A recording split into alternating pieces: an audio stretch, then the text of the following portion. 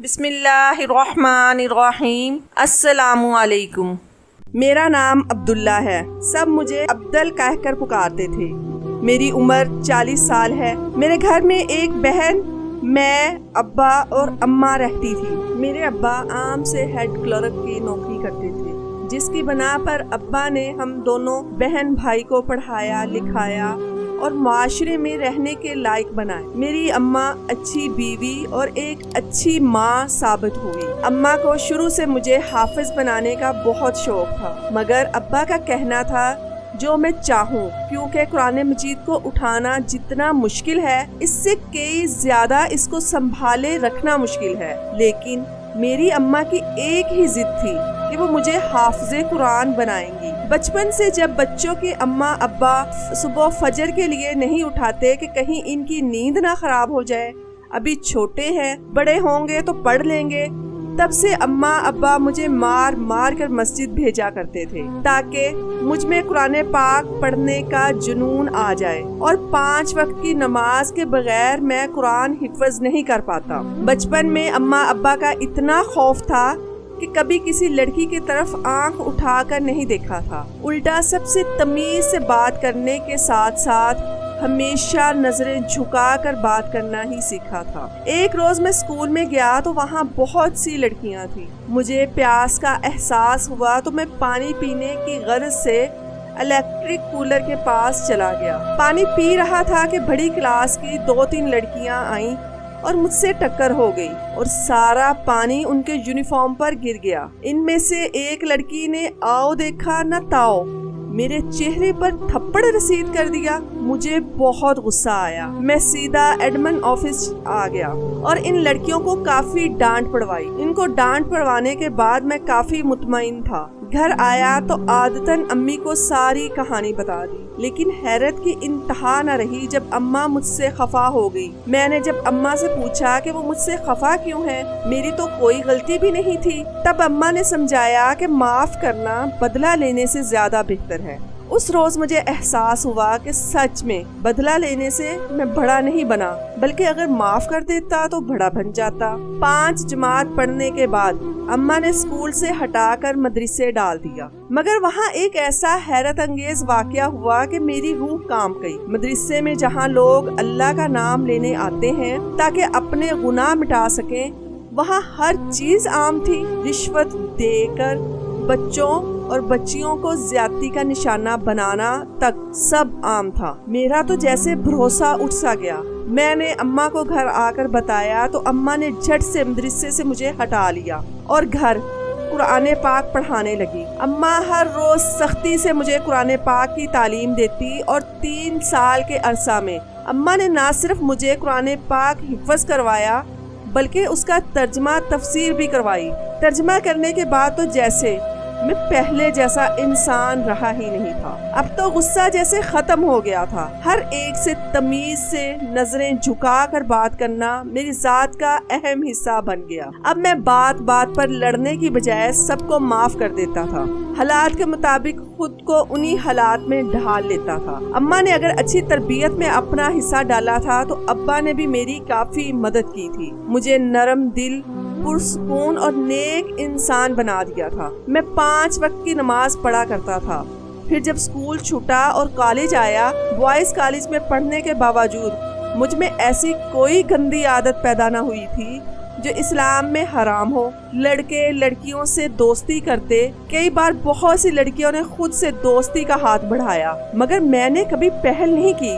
الٹا حیرانگی ہوتی تھی کہ ایک لڑکی ہو کر کیسے اپنی عزت غیر مردوں کے سامنے نچھاور کرنے کے لیے بھی تیار تھی، جبکہ میں ایک مرد ہو کر اپنی عزت کو بچانے کے لیے سینچ سینچ کر قدم رکھتا تھا۔ یونیورسٹی جہاں حسن کا ایک الگ ہی جہاں آباد تھا۔ یونیورسٹی جاتے وقت مجھے لگا تھا کہ دنیا کا کوئی حسن مجھے فریب نہیں دے سکتا، لیکن حقیقت میں یونیورسٹی کے وہ دن میرے لیے واقعی بہت مشکل ثابت ہوئے۔ ایک روز میں اپنی کلاس میں گیا تو میری حیرت کی انتہا نہ رہی، وہاں کوئی موجود نہیں تھا۔ مجھے تجسس ہوا کہ آخر سب کہاں گئے۔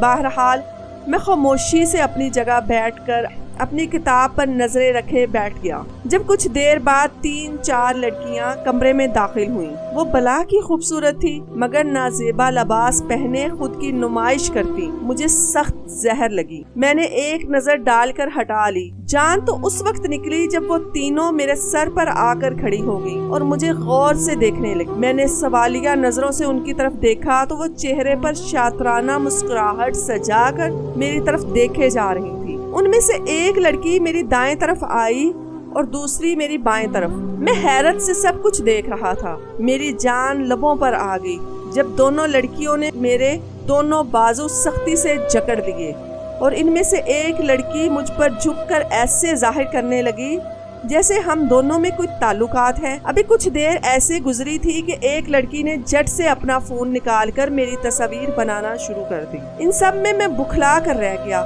کہ ایک دم دونوں لڑکیوں نے میرا ہاتھ میرے سامنے کھڑی لڑکی کی کمر پر رکھ دیا۔ آسمان تو سر پر تب ٹوٹا جب کلاس میں استاد صاحب اور اسٹوڈنٹس نے آتے ہی یہ منظر دیکھا۔ وہ لڑکی ایک دم مجھ سے دور ہوئی اور رونے کا بہانہ کرتی جلدی سے وہاں سے بھاگ گئی۔ میری آنکھیں حیرت سے پھٹی کی پھٹی رہ گئیں۔ جب سب لوگ مجھے نفرت بھری نظروں سے دیکھنے لگے، سب باتیں بنانے لگے کہ پہلے تو بڑا معصوم اور نیک پاکیزہ لگتا تھا، اب کام دیکھو۔ اس کے جملے تھے کہ سیسا پلائی جو میرے کانوں میں انڈیلی جا رہی تھی۔ میرا دل کیا میں زمین کے اندر دفن ہو جاؤں۔ میرے لیے یہ مرنے کے مترادف تھا۔ میں بے قصور ہو کر، بے گناہ ہو کر بھی سب کی نفرت کا نشانہ بنا۔ اس دن ایک بات سمجھ میں آئی کہ آپ کا اندر کیا ہے لوگوں کو اس بات سے کوئی لینا دینا نہیں، آپ باہر سے کیسے ہو لوگوں کو اس بات سے غرض ہے۔ استاد صاحب بغیر حقیقت جانے مجھے پرنسپل کے پاس لے گئے، جنہوں نے نہ صرف میرا مستقبل خراب کیا اور مجھے یونیورسٹی سے فائر کر دیا، میں بے قصور یہ سزا بھگت رہا تھا۔ یونیورسٹی چھوٹنے کے بعد میری تو زندگی ہی بدل گئی۔ ہر طرف سے جیسے راستے بند ہو گئے۔ لوگ اپنی بیٹیوں کو مجھ سے بچا کر رکھتے، جیسے ان کو الہام ہوا تھا کہ میرے ساتھ کیا ہوا ہے۔ میں بہت مایوس ہونے لگا۔ پھر میرے ابا اور اماں نے میرا ساتھ دیا اور مجھے حوصلہ دیا، مجھے سمجھایا آزمائش کا وقت ہے، ٹل جائے گا۔ وقت گزرتا گیا اور سب ٹھیک ہو گیا۔ 3 سال بعد ایک روز میری حیرت کی انتہا نہ رہی جب مجھے یونیورسٹی سے کال آئی اور مجھے یونیورسٹی بلایا گیا۔ میں جیسے ہی یونیورسٹی گیا میری آنکھیں حیرت سے پھیل گئیں جب ایک بھوری آنکھوں والی لڑکی نقاب میں ایڈمن کے آفس میں کھڑی تھی۔ میں نے ایڈمن سے پوچھا کہ مجھے کس لیے بلایا گیا ہے، تو ایڈمن کی بات سن کر مجھے گہرا جھٹکا لگا جب ایڈمن نے کہا کہ یہ وہی لڑکی ہے جس نے تم پر جھوٹا الزام لگایا تھا۔ میں تو حیرت سے اس لڑکی کے حلیے پر نظر ڈال کر رہ گیا جو مکمل حجاب میں تھی۔ میں نے ایک نظر اس لڑکی کی طرف دیکھ کر نظریں پھیر لی۔ مجھے اس لڑکی سے نفرت محسوس ہو رہی تھی۔ ایڈمن آفس سے باہر چلا گیا۔ میں جب آفس سے جانے لگا تو میرے پیروں تلے زمین نکل گئی جب وہ لڑکی میرے پیروں میں آ کر گر گئی اور پھوٹ پھوٹ کر رونے لگی۔ میں حیرانگی سے اس کی طرف دیکھنے لگا۔ میرے دیکھتے ہی دیکھتے اس نے میرے آگے ہاتھ جوڑ لیے اور مجھ سے اپنے کیے کی معافی مانگنے لگی۔ میں نے اپنی اماں کی بچپن کی بات یاد کی تو اس لڑکی کا حلیہ دیکھ کر میں نے اس کو معاف کرنے کا ارادہ کر لیا۔ میرے لیے بہت مشکل تھا مگر میں نے اپنا دل بڑا کیا اور اس لڑکی کو ایک موقع دیا۔ اگر اس وقت میں اسے معاف نہ کرتا تو اس کا بھروسہ اٹھ جاتا اور پھر شاید وہ اپنے نیک راستے سے ہٹ جاتی۔ میں نے اس کو معاف کیا لیکن اس کا اگلا پیغام سن کر تو میری روح لرز گئی جب اس نے مجھ سے شادی کرنے کا کہا کہ وہ مجھ سے شادی کرنا چاہتی ہیں۔ پہلے تو حیرت سے میں نے اس کی طرف دیکھا، پھر ہوش میں آتے ہی میں کمرے میں پڑے صوفے پر بیٹھ گیا۔ میری حالت دیکھ کر وہ گھبرا گئی کیونکہ میرے چہرے پر پسینے کی ننھی بوندیں ابھر آئی تھی۔ میرا جسم ہولے ہولے کانپنے لگا تھا۔ یہ میرے لیے بہت مشکل فیصلہ تھا۔ میں اضطراب کی حالت میں ادھر ادھر دیکھتا رہا اور پھر کچھ دیر بعد اس کو سوچنے کا کہہ کر اس سے اجازت لیے یونیورسٹی سے نکل گیا۔ میں گھر پہنچا تو اماں ابا گھر موجود نہیں تھے۔ میں تھوڑی دیر آرام کی غرض سے جیسے ہی کمرے میں گیا میں نے ابھی آنکھیں بند کی تھی کہ میری آنکھوں کے سامنے پھر سے وہ سب ہی گھومنے لگا۔ میں پسینے میں شرابور ہو چکا تھا۔ میں جیسے ہی اٹھا میری سانسیں اکھڑنے لگی۔ ابھی میں مزید کچھ سوچتا کہ ایک دم اماں کی آواز سے میں چونک گیا اور جلدی سے اٹھ کے نیچے اماں کے پاس آ گیا۔ اماں کو سارا واقعہ عادتاً بتا دیا اور خاموشی سے ان کی سننے لگا۔ ابھی اماں کچھ کہتی کہ ابا پریشان کن حالت میں گھر آئے۔ اماں اور میں ابا کی حالت دیکھ کر پریشان ہو گئے۔ میں نے جلدی سے ابا کو بٹھایا اور ان کو پانی دیا، لیکن ابا کی نظریں دروازے پر ہی ٹکی ہوئی تھی۔ میں نے جب ابا کی نظروں کی طرف دیکھا تو حیران رہ گیا۔ دروازے پر ایک لڑکی جو انتہائی خوبصورت تھی سر جھکائے کھڑی تھی۔ کپڑوں کے نام پر ایک بڑی سی چادر خود پر اوڑھی ہوئی تھی جو بامشکل اسے ڈھانپے ہوئے تھی۔ میں نے ایک نظر اس کو دیکھنے کے بعد ابا کی طرف سوالیہ نظروں سے دیکھا، لیکن ابا کی بات پر حیرت کا شدید جھٹکا لگا جب ابا نے بولا کہ نکاح خواہ کو بلاؤ، میں ابھی نکاح کرنا چاہتا ہوں۔ ابا کی بات سن کر میری غصے سے آنکھیں لال انگار ہو گئیں۔ میں نے ایک نظر اماں کی طرف دیکھا جو سر جھکائے بس آنسو بہا رہی تھی اور پھر خاموشی سے کچن میں چلی گئی۔ میں نے ابا سے کچھ غصے میں پوچھا کہ آپ یہ کیا کر رہے ہیں، ہوش میں تو ہیں؟ جس پر ابا نے مجھے جھڑک دیا اور بولے جلدی سے نکاح خواہ کا انتظام کرو۔ کتنی بد نصیبی تھی کہ ایک باپ اپنی اولاد کو اپنے نکاح کے لیے نکاح خواہ کو بلانے کا کہہ رہا تھا۔ میں اپنی اماں کے ساتھ ایسا ظلم ہونے نہیں دے سکتا تھا۔ اس سے پہلے کہ میں کچھ بولتا اماں نے مجھے خاموش رہنے کو کہا اور نکاح خواہ کو بلانے کا کہا۔ میری حیرت سے آنکھیں کھلی کی کھلی رہ گئیں جب اماں کا ظرف دیکھا۔ اماں نے ایک ہی بات کہی کہ وہ حق رکھتے ہیں۔ میں نے سر جھکا کر پاس میں مولوی صاحب کو بلایا اور ان کو گواہوں سمیت گھر لے آیا۔ گھر آتے ہی میرے سر پر آسمان ٹوٹ پڑا جب ابا نے مولوی صاحب کو دلہن کی جگہ میرا نام لکھوایا اور دلہن کی جگہ گھر میں ایک اس لڑکی کا جس کو میں جانتا تک نہیں تھا، یہاں تک کہ اس کو پہلی دفعہ دیکھا تھا۔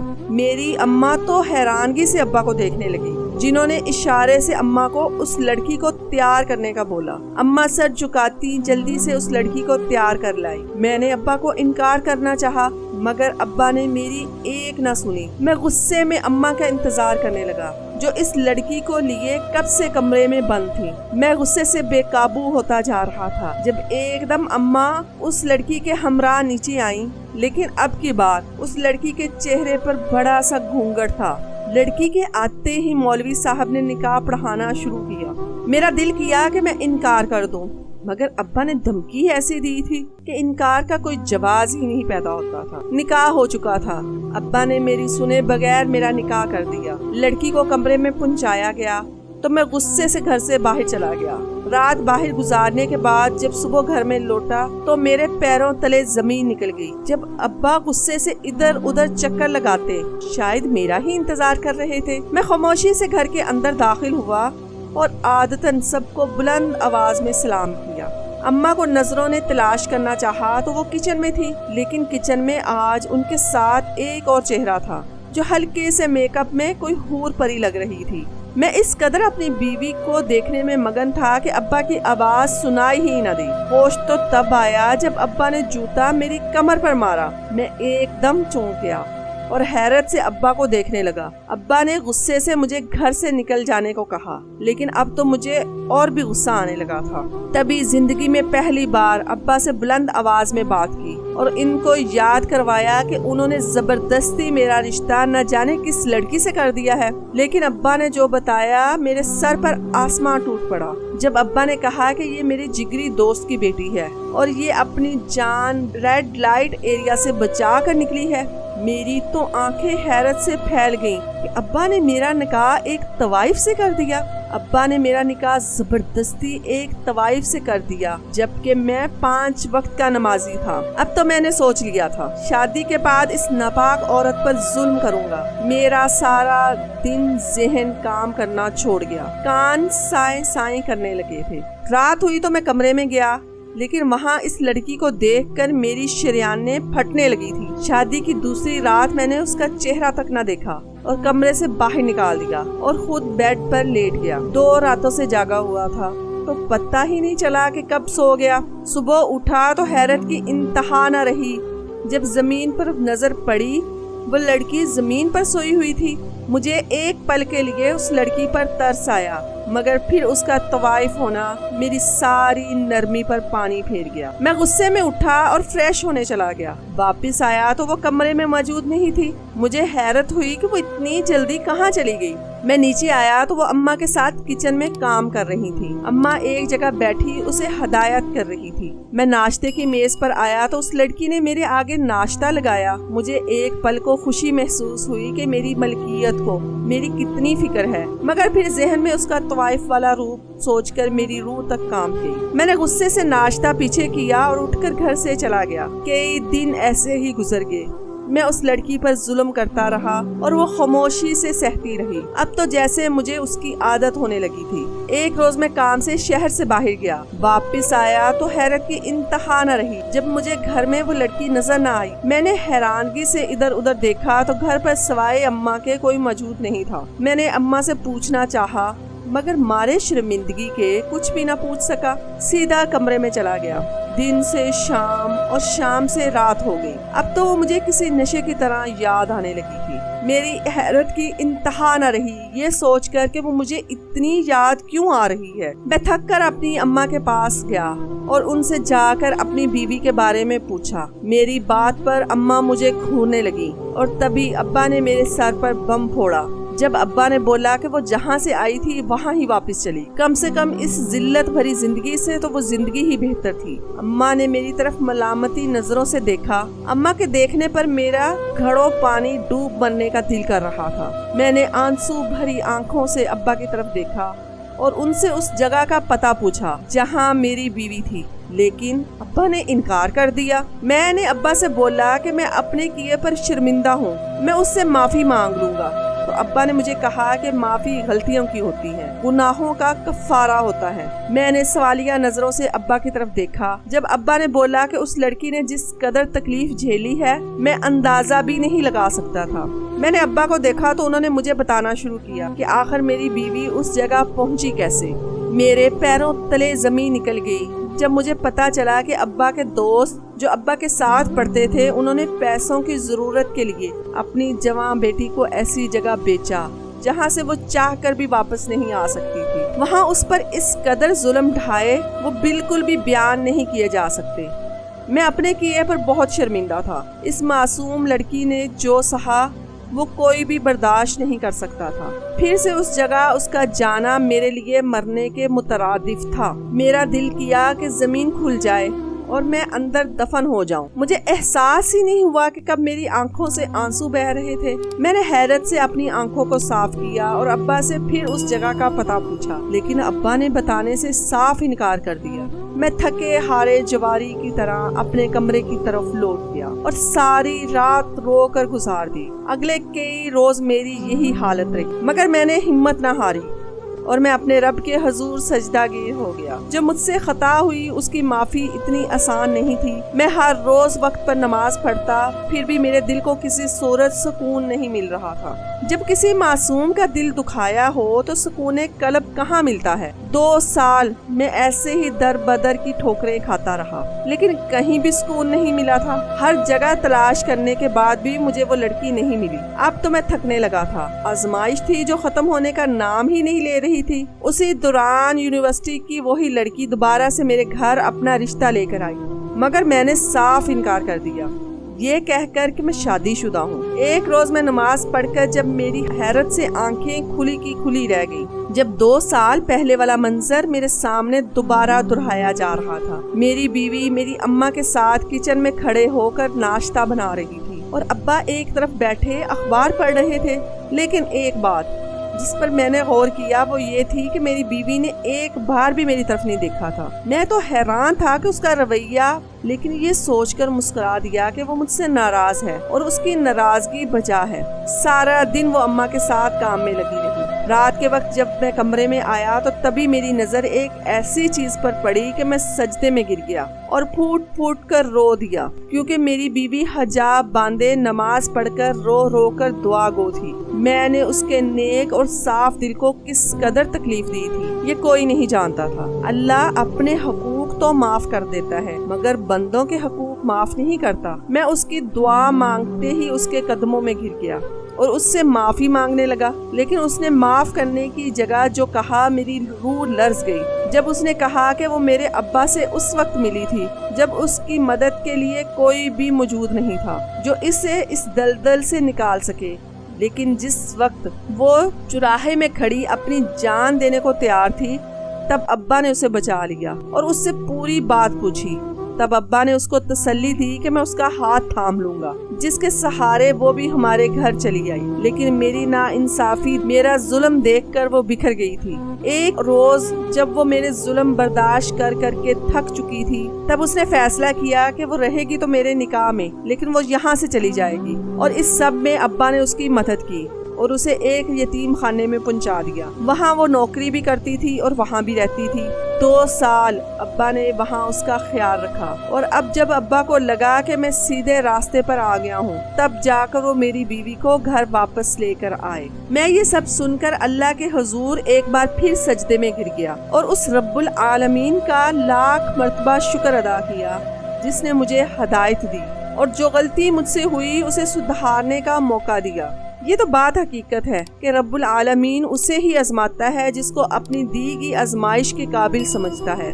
اللہ نے مجھے ہر بار اپنی آزمائش کے قابل سمجھا اور مجھے اس آزمائش میں نہ صرف ڈالا بلکہ میری محنت، لگن اور محبت دیکھ کر مجھے اس آزمائش سے نکالا بھی۔ جو بھی مشکل وقت آیا وہ میرے رب کی طرف سے میرا امتحان تھا۔ کئی بار میں سوچتا ہوں کہ امتحان میں ڈال کر اللہ پاک کچھ کرتے کیوں نہیں ہیں، لیکن استاد سبق دینے کے بعد امتحان کے وقت خاموش ہی رہتا ہے تاکہ وہ دیکھ سکے جو اسے سکھایا گیا ہے وہ اسے یاد بھی رکھے ہوئے ہے یا بھول گیا۔ انسان کے قدم ڈگمگاتے ہیں مگر نیت پکی ہو تو قدم خود بخود جم جاتے ہیں۔ میں بھی اپنی ایک ہی بیوی سے محبت کرنے لگا تھا، ورنہ شادی کرنے کے لیے 1000 لڑکیاں موجود تھیں، اور اس کے سلے مجھے رب نے معافی مانگنے کی مہلت دے دی تھی جو بس خوش نصیبیوں کو ہی ملتی ہے۔